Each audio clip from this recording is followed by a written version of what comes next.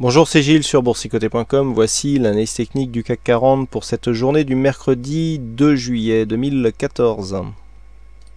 Avec aujourd'hui une séance qui vient mettre un petit peu le doute par rapport au début de rebond technique que nous avions hier. Même si la zone de support ici est bien préservée, on a quand même ici un aveu de faiblesse qui nous montre que malgré la forte baisse qui a été enregistrée ici, malgré ce gap baissier qui reste béant et qui a donc permis un franchissement rapide de cette zone majeure des 4496,50, malgré un enfoncement très dynamique de cette bande de Bollinger inférieure, un test de cette zone de support majeur, eh bien il n'y a que très peu de rebond par rapport à la phase de baisse. Si on trace les retracements de Fibonacci, donc sur cette tendance directe, eh bien nous avons quelque chose qui ne vient même pas rejoindre ici le retracement des 38,2% de Fibonacci, donc quelque chose de très dynamique qui se fait quasiment sans rebond technique, puisque au plus haut ici nous n'étions même pas, au plus haut on était à 4468 points presque, on n'était même pas sur le retracement des 38,2% et on revient déjà tester cette zone de support. Donc d'un autre côté, il n'est pas étonnant que ce test se fasse de cette manière. Depuis quelques temps déjà, je vous indique que ce support est majeur par rapport à la tendance actuelle, qu'il devait faire obstacle à un possible mouvement baissier. Mais là, on sent que ce support est en train de s'effriter. Même s'il a bien résisté hier, s'il a provoqué un bon rebond, après la clôture, donc justement sous cette zone, on revient très rapidement dessus et surtout on revient avec peu de rebond technique. Donc ça, c'est assez inquiétant et ça peut s'inscrire dans une poursuite donc du mouvement baissier entamé par cette phase de baisse ici qui est très dynamique, je le rappelle, puisque même si nous avons eu quelque chose ici, à partir du moment où on avait impulsé le rebond avait été très dynamique ici. On avait rapidement rejoint la moyenne mobile 20 exponentielle avant de confirmer peu après. Là, on ne revient même pas sur cette moyenne mobile. Une bougie verte et déjà on retombe ici sur un niveau d'équilibre tel qu'il était sur les niveaux d'ouverture que nous avions eu en fin de semaine dernière et donc en début de cette semaine. Donc on revient ici dans une zone d'équilibre sur 4444.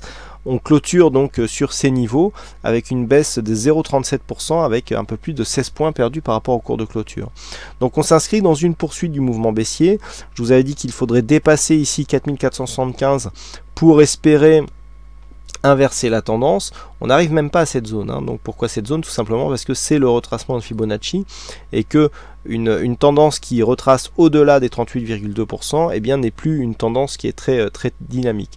À l'inverse, donc si la consolidation n'arrive même pas sur cette zone, eh bien nous pouvons considérer que nous sommes dans la poursuite d'un mouvement dynamique et donc ce mouvement actuellement il est baissier.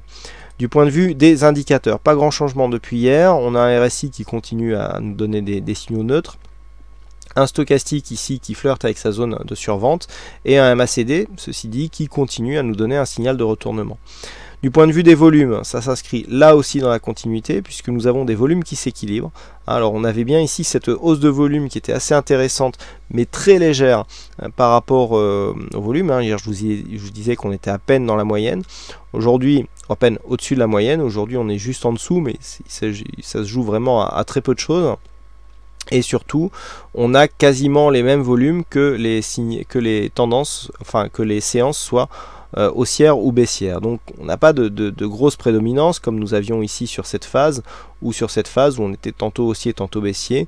Là c'est réellement équilibré et il n'y a pas de grosses différences.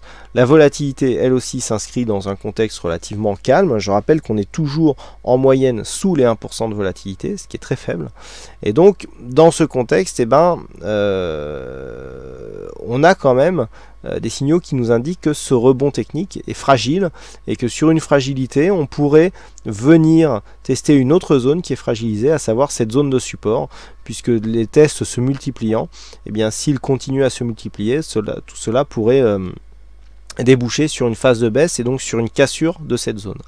Alors si une cassure de cette zone intervenait d'un point de vue moyen terme, ici il y aurait certainement validation donc par une cassure de cette zone de point bas et donc vous voyez le retracement des 38,2% ici sur l'ensemble de la tendance qui se situe sur les 4400 points. C'est vraiment la rupture de cette zone qui donnera un réel affaiblissement de la tendance qui serait donc confirmé par le fait que l'on casse ici le support de cette tendance.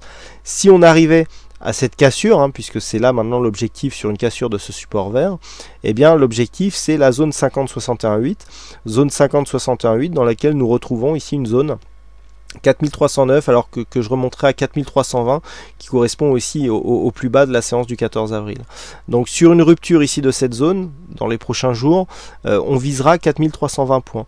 Hein, c'est le prochain objectif en cas de rupture de cette tendance. Par contre, du point de vue du rebond technique, je le dis et je le redis, tant que l'on ne dépasse pas ici la zone des 4475 points, tant que l'on ne vient pas à terme attaquer avec une certaine force et une certaine conviction la moyenne mobile 20 exponentielle, eh bien on reste sous l'impulsion baissière donc de cette dynamique, avec un risque d'accélérer. Il faudrait vraiment maintenant remonter avec un petit peu plus de force pour invalider ce mouvement. Là nous sommes toujours dans un contexte court terme qui reste baissier.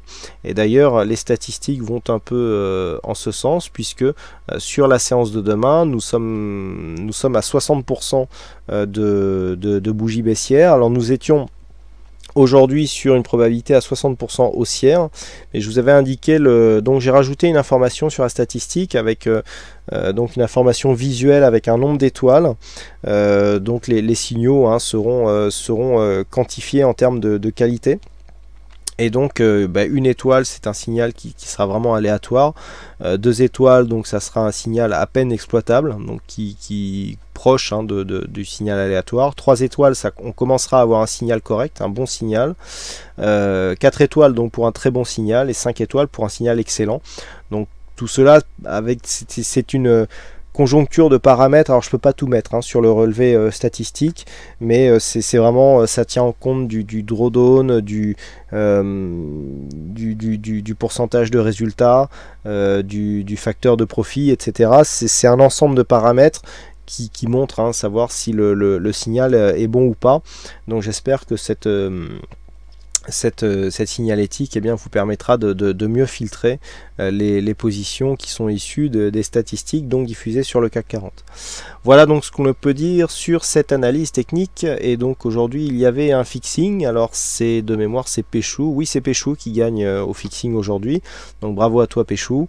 Et puis quant à moi, il ne me reste plus qu'à vous souhaiter à toutes et à tous une bonne soirée, bonne chance dans vos prochains trades. Et on se donne rendez-vous donc dès demain pour d'autres analyses techniques en vidéo. Bonsoir à tous.